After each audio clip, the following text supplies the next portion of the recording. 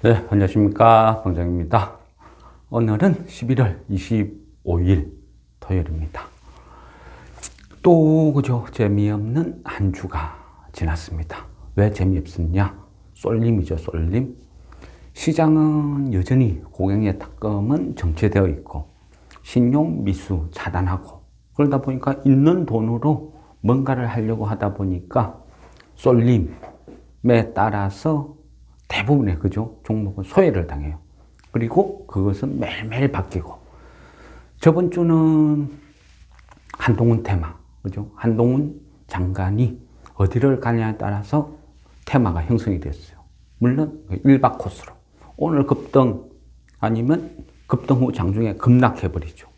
그리고 모든 게 다 그러냐? 그런 것도 아니라는 거죠. 대부분은 시총이 가벼운 부실주들, 이런 것들이 움직이니까 따라붙기는 부담스럽죠. 그죠? 그리고 어떤 청주, 흥덕 그쪽 테마가 돌 거다 예상은 했어요. 그렇지만 그죠? 제가 사람 말은 안 하죠. 왜? 그거는요 독이니까. 그죠?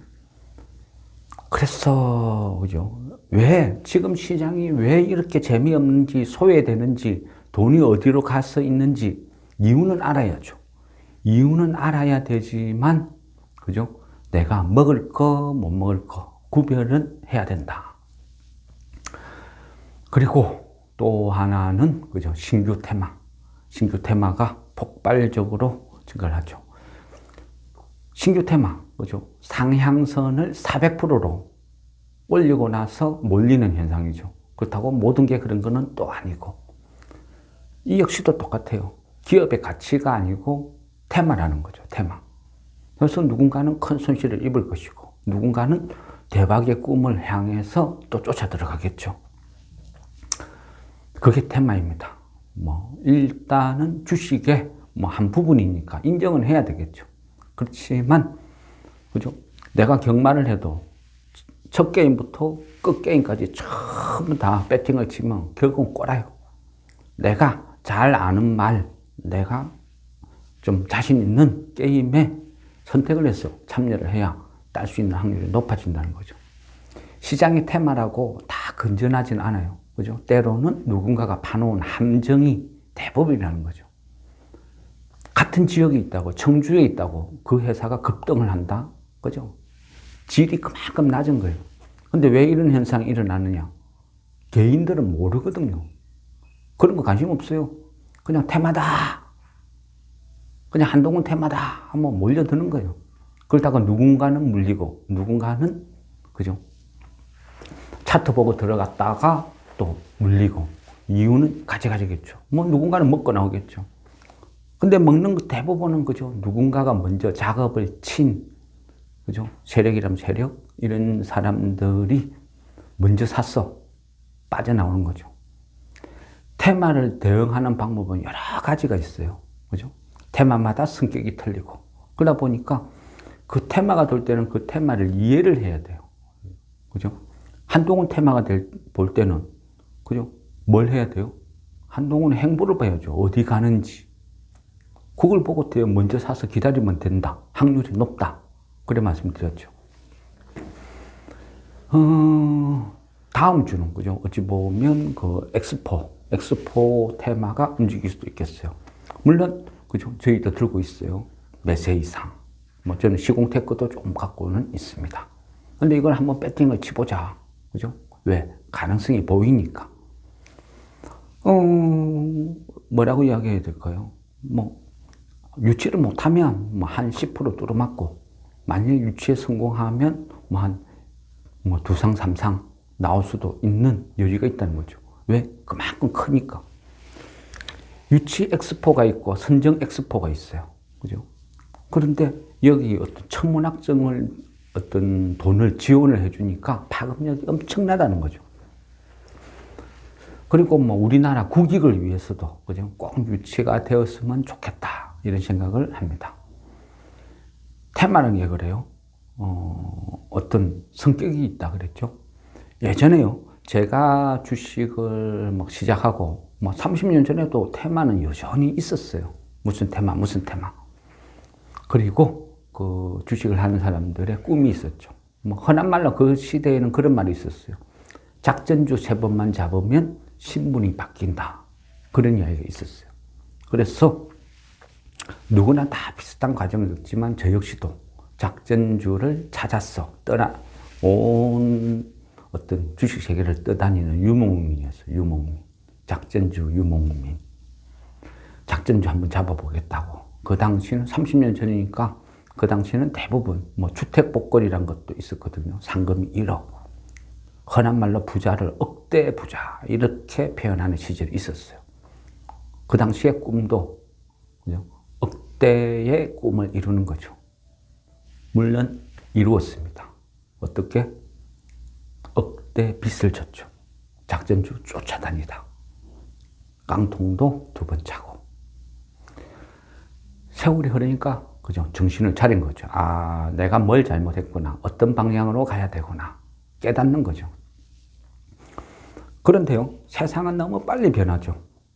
요즘 같은 디지털 스피드 시대, 5G, 6G를 논하는 시대. 이런 시대에 어찌 보면 제 같은 그 아날로그 감성을 갖고 있는 사람이 뭔가를 한다? 좀 안 맞죠? 그냥 안 맞다는 건 알아요. 뭔가를 이야기를 하면 그거 팔고 나갈 건데 그런 거 관심 없어요. 어쩌고. 이 회사는 가치가 있다. 뭐래요? 차트가 쓰레기인데요. 그렇죠. 제가 말씀드리는 종목의 차트는 대부분 쓰레기입니다. 거래량도 쓰레기고 대중이 외면하는 주식이죠. 사람이요, 주식을 하는 사람이 저는 그렇게 생각해요. 자기 소신을 갖고 자기 길을 간다는 거는요, 무지 힘들어요. 주변에서, 그죠? 주변에서 들리는 소리가 그렇지가 않거든요. 그래서 세상은, 지금의 어떤 주식 세계의 세상은 뭐 제 같은 사람이 아마 설 자리도 없고 대중의 관심도 없고 그런 건 알아요. 그렇지만 저는 지금도 그렇게 생각합니다. 저희의 주식의 길은 타협이란 없다. 망해도 내가 왜 망한지 이유는 알고 망하고 싶고, 내가 죽어도 왜 죽는지 이유는 알고 죽고 싶다. 근데 망하기도 싫고 죽기도 싫어요. 그러다 보니까 어떻게 해야 돼요? 노력이라는 걸 하는 거죠. 컴퓨터 앉아가 뭐 네이버 아니면 뭐 어디 지식 검색, 종토방, 뭐 유튜브 이런 거 보면서 판단하는 게 아니고, 저는 안 망하고 안 죽기 위해서 저 달인만 믿어요. 가서 보자. 그러니까 느립니다. 느린 만큼 엄청나게 고생을 하죠. 돈도 많이 들고 시간도 투자하고 힘들어요. 힘들지만요, 그렇게 하면 기다릴 수 있는 힘이 생겨요. 내가 눈으로 가서 보고 왔기 때문에 믿음이 생기고, 믿음이 생기니까 기다릴 수 있는 힘이 생기고, 그러다 보니까 어쩔 때는요, 내가 만일 차트 매매를 했으면 조금만 오르면 뭐 저항에 걸리고 매물대 걸리고 이래서 걸리고 저래서 걸리고 끝없이 팔아야 될 이유를 찾았을 거예요. 아니면 떨어지면, 그죠? 지지선이 무너졌다, 21선 무너졌다, 그 밑에 61선까지 갭이 너무 크다. 그러면 지금 여기서 손절치고 여 밑에서 다시 잡아야겠다. 한 10%, 20%? 글쎄요, 얼마만큼 수익을 올려고 사고 팔고 할지. 가치를 본다는 것은, 그죠? 긴 시간을 요하는 거예요. 저는 내일을 보는 게 아니거든요. 저는 하루살이 인생을 살고 싶지 않아요. 제가 꿈꾸는 거는 장수거북이, 멀리 내다보고 싶어요. 뭐 지금 당장 아쉽지도 않아요. 단타가 생리에 맞지도 않고 제 뜻대로 수익이 벌리는 것도 아니고 스트레스만 더 받아요. 눈에 보이죠. 눈에 보이고 알아도 안 하는 거예요. 모르는 게 아니고. 똑같은 생활을요, 주식시장에서 한 30년 해보세요. 온갖 테마 뭐 그냥 보고 싶지 않아도 다 보여요. 말씀드렸잖아요. 역사는 끝없이 반복된다고. 그러니까 어떤 회사, 이 시기에 이런 종목, 지금은 얘가 움직이면 그 다음은 얘, 그 다음은 얘. 공식같이 생각은 나요. 비슷하게 맞아 떨어져요. 옛날에는요, 그런 주식을 내가 생각한 주식을 삭감할까 망설였는데 걔가 상한가고 급등하면 무지 아쉬워했어요. 속도 상하고. 근데 지금은 그냥 웃고 말아요. 내 생각은 맞았네. 아, 흐름이 이래 가네. 그 정도로 만족한다는 거죠. 그냥 이것도 뭐 주식의 뭐 흐름이니까 하고 넘어가는 거죠. 굳이 뭐 아쉽다, 뭐 억울하다, 분하다, 이런 감정은 이제는 1도 없어요. 늙었나 봅니다. 그죠. 엑스포, 몇 세 이상 갑자기 쭉 10몇 프로 급락을 했죠. 그러다 보니까 보유하고 계신 분들이 많이 동요를 했어요. 그런데 제가 그죠. 하락을 하든 상승을 하든 항상 이유를 바랬죠. 이유. 왜 떨어졌냐. 근데 몇 세 이상 같은 경우는 떨어진 이유가 뭐였죠? 외국인들 매도해서 급락하니까 개인들까지 막 가세를 해요. 외인들이 털고 나간다. 큰일 났다. 이거 나가린갑다. 그죠? 근데 그 실상을 들여보면 프로그램 매도죠. 프로그램 매도는 그냥 영혼이 없어요. 그냥 기계가 매매하는 거예요.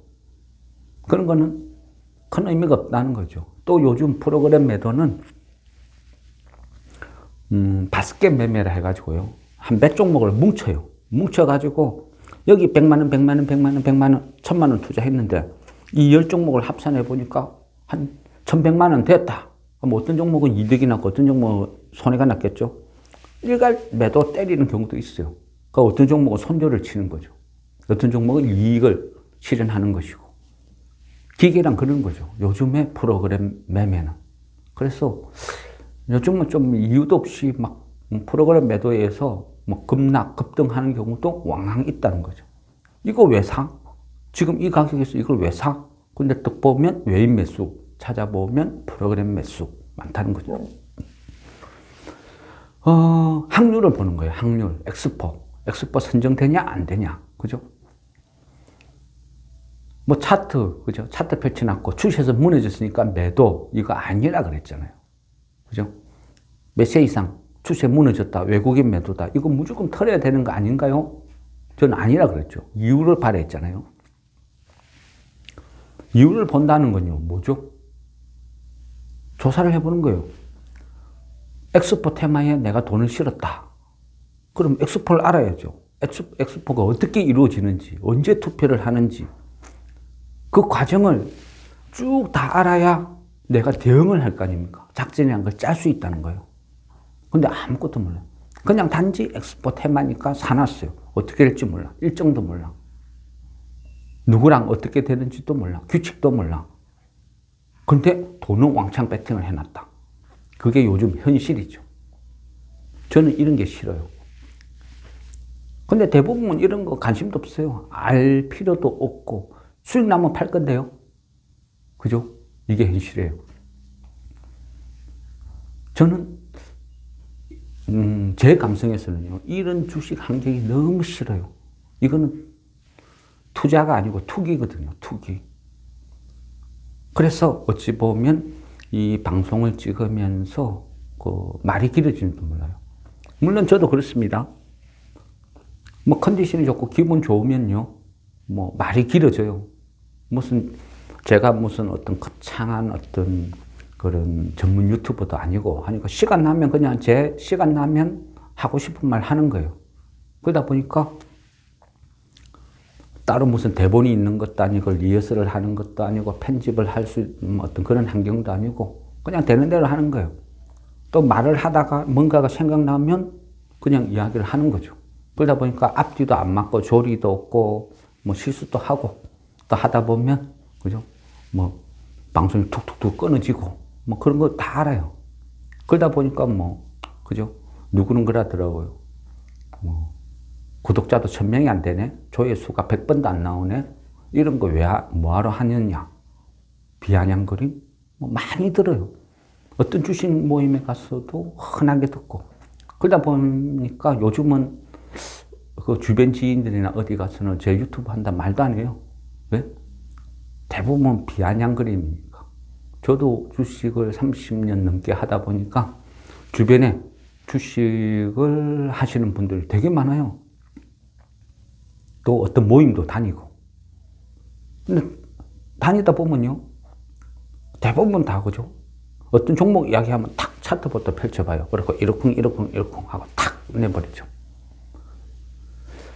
저는 한 종목 조사하는데요. 몇 달이 걸려요. 근데 대부분 사람들은요. 한 1분 안에 다 분석을 끝내더라고요. 천재인가 봐요. 저는 머리가 무지 나쁜가 봐요. 왜 남들이 1분 안에 끝낼 거를, 그죠?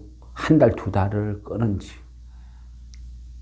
모르겠습니다. 그거는 저는 그래요. 누군가가 대중한테 뭐 인정을 받고 싶은 생각은 없어요. 그냥 대부분의 영상은 저랑 같은 감성을 가지고 공부를 하고 싶은 그런 분들을 위해서 제가 알고 있는 범위 내에서 최선에 대해서 열심히 설명을 드리는 거예요. 뭐 단 한 분이라도 그죠?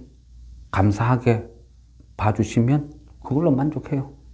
뭐 100명의 비아냥 그림보다는 한 명의 어떤 고마워하시는 분을 위해서 한다. 뭐 이러면 뭐 나름대로 뭐 위로는 될 것 같아요. 갑자기 생각나는데 그 옛날 책 중에 영화도 있었네요. 난장이가 쌓아 올린 작은 공. 왜 갑자기 그 생각이 날까요? 엑스포였어요. 오늘 아침 기사를 딱 보니까 윤석열 대통령이 엑스포 마지막 리허설에서 여러 가지 이야기를 했는데 당군 이야기를 했더래요. 당군. 저는 그 당군 그 부분에서요. 쾌재를 불렀어요. 엄청나게 많은 희열을 느꼈어요. 왜 그럴까요? 글쎄요. 그거는 좀 이따 말씀드릴게요. 일단은요, 우리가 이래 보면, 여러 가지 의미가 있어요. 그런데 이번에 엑스포를 준비할 때 보면 진짜 공을 많이 들인 것 같아요. 예전에요, 제가 생각했을 때 그 월드컵 유치전 펼칠 때 그 당시가 연상이 돼요. 그 당시는 현대가가 중심이 됐죠. 현대가가 중심이 되고, 그죠? 정몽군, 대한축구협회 회장, 그래, 필두로 해서 불가능하다고 하는 것을 도전해서 올림픽을 유치했다는 거죠. 근데 지금 현재 돌아가는 게 그 당시 그 느낌. 삼성, 롯데, LG, SK. 그죠? 우리나라 뭐 웬만한 기업이라는 기업은 다 뛰어들었다. 이렇게 볼 수도 있어요. 그만큼 잘했는데, 그하고 준비를 쭉 잘했어요. 그리고 어저께, 기사, 리허설을 쭉 보니까, 보통 보면요, 우리나라의 어떤 그 국경일이죠. 국경일, 뭐 10월 3일, 국경일 이럴 때는 어떤 전통적으로 우리나라 그 해외 공간들이요, 전 세계에 있는 대사들을 이렇게 초대를 해서 어떤 행사를 해요. 뭐 일종의 뭐 친목, 친선 이런 개념이겠죠. 행사를 할 때 보통 보면 10월 3일 날 하는데 이번에는 엑스포 때문에 연기를 시켜줬어요. 그리고 11월 24일 날 프랑스 파리 외래어는 참 어려워요. 부롱야르궁인가? 하여튼 그 궁전에서 베르사유에서 했으면 참 외우기 쉬울 건데 부롱야르궁 하여튼 여기서 한 것 같아요. 여기에서 막 이야기를 해요. 근데 여기에서 윤석열 대통령이 우리나라는 그죠? 당군이라는 이야기를 해주고 기원전 2333년에 어떤 찬란한 역사를 갖고 있는 반만년의 역사를 갖고 있는 이런 식으로 하고 역동적인 한국의 지금 근대사, 현대사, 고대사 다 이야기를 해요. 그러면서 부산이 왜 유치되어야 됐는지 막 설명을 해요. 다른 부분은 거두절미하고 당군 이야기를 나왔다는 건요. 엄청나게 저한테는 큰 힌트다. 어찌 보면 착각, 어찌 보면 개인적으로는 아주 희열.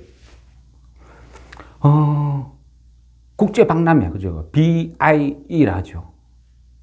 국제박람회 총회, 그거는 11월 28일 날 이제 투표를 하죠. 182개국에서 모여서 투표를 쭉 해요. 그리고 그죠? 사우디, 그 다음에 이탈리아 로마, 사우디, 그 다음에 우리나라 이렇게 투표 3개국에서 각축제를 벌여요. 결국은 뭐 이탈리아는 별 어떤 의지는 없는 것 같아요. 하는 행보가 별 의지는 없는 것 같고, 결국은 사우디하고 우리 싸움인데, 사우디는 우리보다 1년 빨리 시작을 했죠. 그러다 보니까 처음부터 어찌 보면 불가능이었어요. 불가능.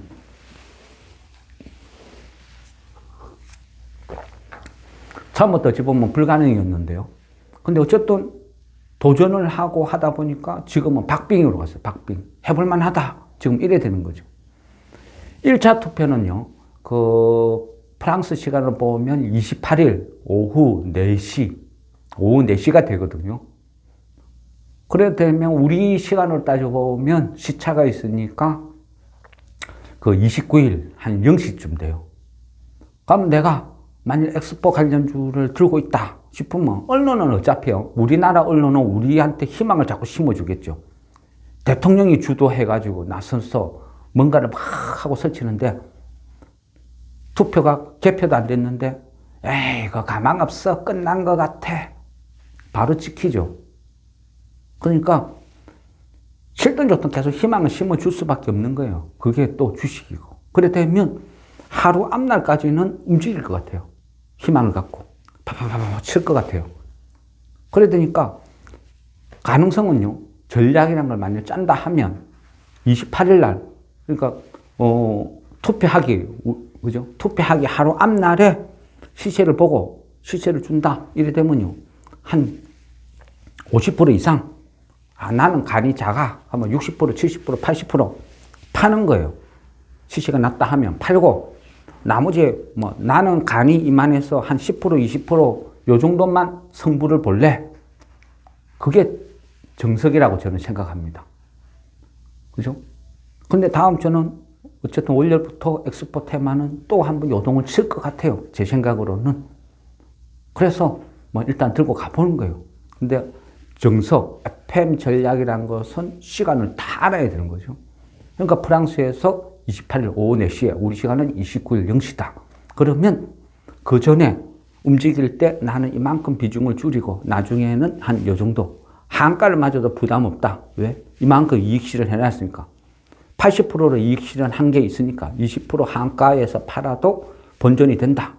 이런 계획을 세우는 거예요. 나머지 20%로 승부를 본다. 이게 이제 전형적인 거죠. 그런데, 그죠?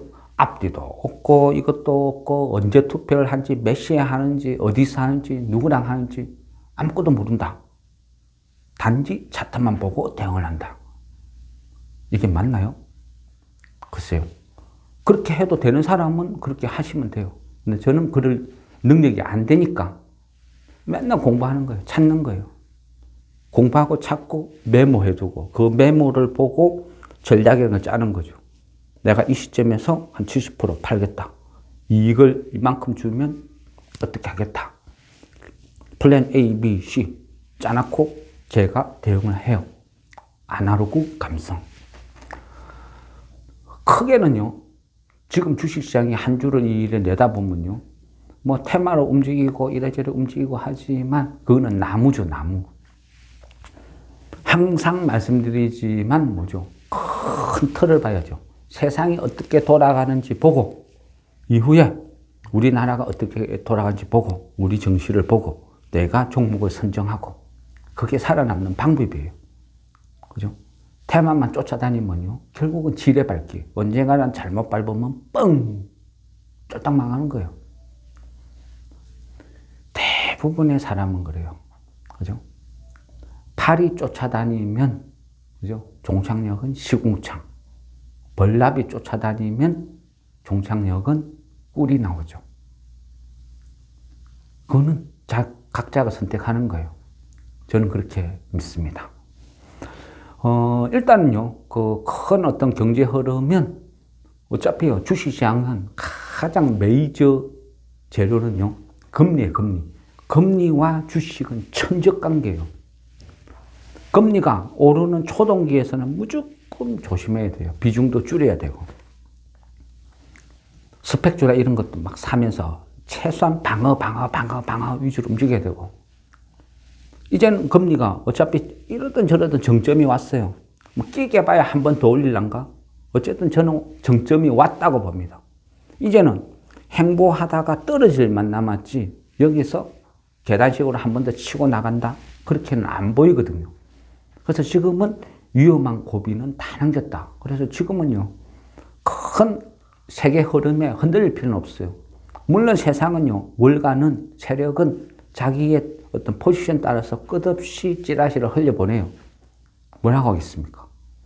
한때는 인플레이션으로 열심히, 그죠?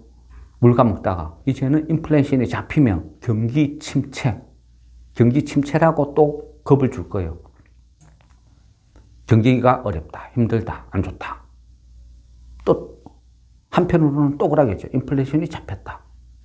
또 한편으로는 경기가 침체되고 안 좋으니까 주식을 폭락시켰다가 경기가 침체되고 안 좋으니까 금리를 인하할 것이다. 그래서 또 폭등을 시킬 것이고 끝없이 반복. 그렇지만 큰 줄기는 이제는 잡혔다. 이제는 주식시장이 뭐 행보 내지는 상승이지 급락 이거는 없어 보입니다. 그래서 뭐 웬만한 거는 괜찮아 보여요. 근데 그 웬만한 거는 그죠? 제가 말씀하시는 웬만한 거는 좋은 주식, 좋은 회사, 그죠? 금리가요 쭉 갔다가 행보를 하는 기간이 얼마나 길지 몰라요. 그래도 어쨌든 고금리예요. 이 고금리 기간 동안 살아남을 회사가 얼마나 될까요? 그죠? 그래서 선택을 잘 해야 돼요. 어찌 보면요, 이게 앞으로의 경제에 대해서 더 좋을 수도 있어요. 이런 고금리가 한 번씩, 고급지게 이야기하면 파괴공학이라 그래요. 부실기업들을 싸그리 정리를 해버려요. 어떤 업종이 있으면 그 업종에서 많은 중소업체들이 난립을 하면 서로가 힘들어져요. 시장에 발전도 없고. 그런데 그 부실기업들이 자동으로 퇴출이 되고 정리가 돼버리면 남은 기업이 독식을 하겠죠.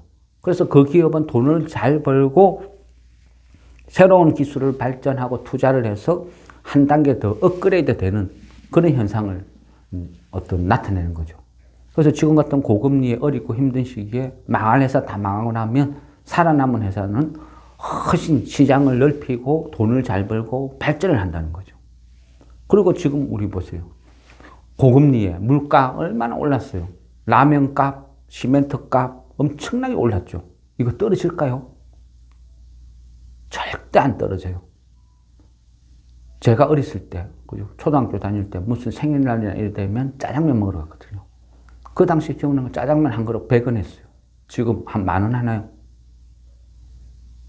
얼마 할까요? 떨어지나요? 안 떨어져요. 라면 값 떨어지나요? 안 떨어져요. 그럼 우리가 보세요. 지금 인플레이션이 잡혀가요. 물가는 계속 하락을 해요. 3.9 그러다가 지금 거진 다 떨어져요. 2점대 눈앞에 와 있어요. 근데 물가는 떨어졌나요? 안 떨어지죠.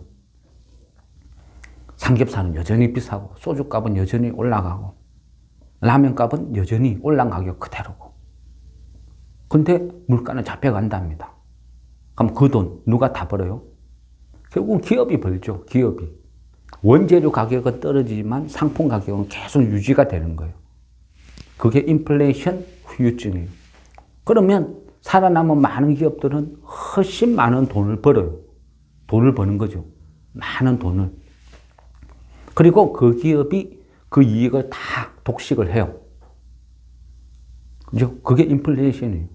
그런데 그 기업이 쉽게 돈을 많이 벌어들인 그것을 같이 공유할 수 있는 방법이 딱 하나 있어요. 뭐죠? 그 회사 주식을 사는 거. 그죠? 인플레이션이라는 거는 모든 것을 이만큼 올려놓아요. 그리고 유지를 시켜요. 안 떨어져요.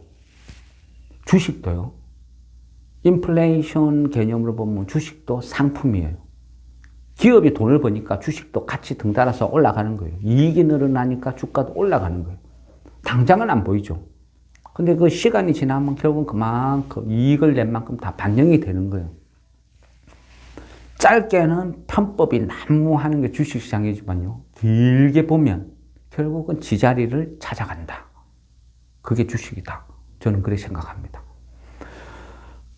그죠. 요즘 뭐 미국 대선 이슈도 많이 나와요. 많이 나오는데 거기에서 그런 질문을 하셨어요. 트럼프 요즘 그죠. 공약 많이 하죠. 트럼프 공약할 때 뭐라고 합니까? 그죠? 내가 대통령 되면 어찌하겠다. 근데 가뜩이나 국내 그죠? 우리나라 어떤 그 동학개미들 2차 전지 엄청나게 배팅을 치고 있는데 근데 트럼프가 또 속을 디벼놓죠. 내가 대통령이 되면 바이든이 한 인플레이션 감축법 IRA를 폐기해버리겠다. 무서운 이야기죠. 왜? 뭐라고 합니까? 미국에서 IRA라는 이 법을 만들어서 미국에 투자하는 많은 기업들한테 감세 아니면 보조금을 지원해 주겠다. 미국으로 와라. 엄청나게 들어갔죠. 공장도 짓고 있죠. 근데 그거를 들이다 보니까 트럼프가 그런 이야기예요. 우리 미국 돈을 3,690억 달러를 남의 나라 회사에 지원을 해줬다. 이게 뭐 하는 짓이고? 우리 돈을 따지면 한 480조. 이거를 다시 미국으로 회수를 하겠다. 그 말은 뭐죠? 지원 안 해주겠다는 거죠. 우리나라만 봐도 그죠? 미국에 한 72조 정도 되는 돈을 투자를 해서 뭐 삼성, 뭐 LG, 뭐 현대 열심히 공장을 짓고 땅 파고 난리를 치고 있어요. 근데 트럼프가 당선되면 이거를 폐기시켜 버리겠다. 무섭죠. 그러니까 2차 전지 이런 거 갖고 있는 사람도 걱정을 하시는 것이고 회원님들은 또 뭐라고 합니까? 질문하신 거. 이래 되면 2차 전지 폭락, 2차 전지 폭락되면 지수 폭락되면 장도 어려워지고 이런 흐름으로 가는 거 아니냐. 그럴 수도 있죠. 그럴 수도 있는데요. 뉴스는 뉴스예요. 그래서 공부를 하는 거예요. 내가 장기를 뚫 때 매수를 내다볼 수 있느냐, 매수를 내가 계산해 줄 수 있느냐 따라서 상황은 틀리죠. 대응 방법도 틀려져요. 지금 뉴스는 트럼프가 그래 공약하니까 그게 뉴스에 막 떠드니까 많은 사람들은 불안감을 느끼는 건 맞아요. 이럴 때는 어떻게 해요? 스스로가 분석이라는 걸 해봐야죠. 이게 가능성이 있냐 없냐. 내가 트럼프라면 이게 가능성이 있는 거야 없는 거야. 해보는 거예요. 계산이란 걸 해보는 거예요. 트럼프가 왜 저래요? 할 줄 안 할 줄 모르죠. 선거니까, 선거철이니까 공약이란 걸 하는 거예요. 공약이란 걸 해요. 지금 어떻게 해요? 기간이 많이 남았죠. 많이 남았으니까 지금 하는 이야기는요. 바이든이 해놓은 거 모든 걸 다 부정하는 그 정도 수준이에요. 반드시 IRA를 폐기하겠다가 아니고요. 바이든이 싫어. 무조건 싫어. 그러니까 바이든이 한 거 다 싫어요. 그러니까 IRA도 없애버릴 거야. 파리 협정도 나는 탈퇴해버릴 거야.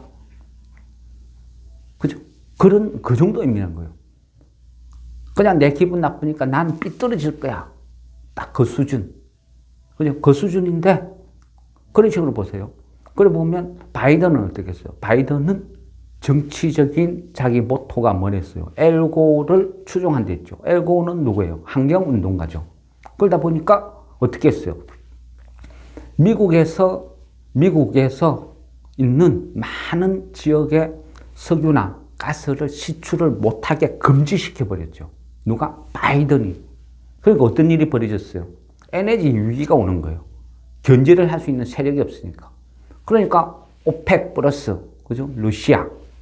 얘네들 둘이서 석유 가격, 가스 가격을 지금 맘대로 흔들고 노는 거예요. 그전에는요, 미국이라는 나라에서 셀 가스다 해가지고 뽑아내고 전략 비축률을 방출하고 하면 에너지 가격을 통제가 가능했거든요. 근데 그거를 못하게 막아버린 거예요, 바이든이. 그러니까 오펙이랑 러시아가 지금 맘대로 갖고 노는 거예요. 트럼프는 그 꼴을 못 보겠다는 거예요. 왜 우리가 확실한 무기가 있는데 그 무기를 안 써? 엘고 환경 그 이념이 뭔데? 그 이념이 미국의 국익 이익보다 우선하느냐? 그게 트럼프가 주장하는 논리예요. 그래서 내가 대통령이 되면 파리 협정 나는 탈퇴해버릴 거야. 그러니까 미국 전역에 있는 석유, 가스 다 뽑아낼 거야. 그래서 사우디, 러시아 때려잡을 거야. 그러면 미국 시민들 입장에서 뭐래요? 강력한 군주, 파워, 힘을 느끼죠. 와, 열광하는 거예요. 트럼프는 그런 맥락. 그러면 IRA 법, 이거를 나는 폐기해버릴 거야. 과연 폐기하냐, 안 하냐? 문제가 되겠죠. 어떤 거는 하고 어떤 건 안 할 수도 있겠어요. 그러면 확률적으로 계산을 해보는 거예요. 트럼프는 누구예요? 어느 당이에요? 공화당이죠.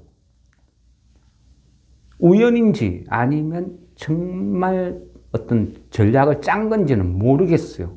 그렇지만 지금 우리나라가 투자한 IRA 법에 의해서 투자한 미국에 투자한 그 지역을 보세요. 삼성이, 현대가, LG가 공장을 지은 그 지역을 보라는 거예요. 그 지역이 어때요? 대부분 다 공화당 텃밭이에요. 그죠? 공화당 텃밭인데 선거를 하면 전통적으로 우리나라도 그렇죠? 미국도 똑같아요. 전통적으로 민주당 지지층, 공화당 지지층 갈라져 있어요. 세분화되어 있죠. 그건 잘 안 바뀌어요. 사람이 투표를 하는 거니까. 그러면 공화당 텃밭에 지금 다 공장을 짓고 있는데 트럼프가 선거를 하면서 유세를 하면서 그 공화당 텃밭에 공장을 짓고 하는데 그거를 없애버리겠다가 말을 할 수 있을까요? 그 바보죠. 멍청이도 아니고 그런 짓을 왜 해요? 지 눈깔이 지가 찌르는 짓을 왜 하냐고요. 안 하겠죠. 그러면 이 기사가 현실성이 있어 없어요?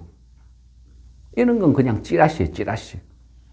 내가 찌라시에 놀아나지 않고 내가 이 찌라시를 보고 공포를 느끼지 않고 내가 이 찌라시 때문에 손절하는 우를 범하지 않으려면 이해를 해야 되는 거예요. 그래서 공부를 하는 거예요. 차트에 이런 거 나오나요? 안 나오죠. 안 나오니까 불안한 거예요. 그래서 공부를 해라는 거예요. 역사를 알아라는 거예요. 전체 정치, 경제, 세상 모든 거는 다 공부다. 그랬잖아요. 그래서 보고 이해를 하는 거예요. 아, 이거는 찌라시. 아, 이거는 상관없어. 이거는 불가능해요. 이거는 가능할 것 같아요. 그죠? 파리협정 탈 때 저는 할 것 같아요. 왜? 성향을 봤을 때는 충분히 하고도 남다. 그리고 공화당을 그죠? 전통적으로 지지해주는 당. 그리고 공화당의 대표주자 누구예요? 부시 가문이죠. 부시 가문이 제일 돈을 투자를 많이 하고 집을 많이 갖고 있는 게 어디예요? 그죠? 그런 식으로 하나하나 짚어보면 대충 답이 나온다는 거죠. 이거는 잘 안 바뀌거든요.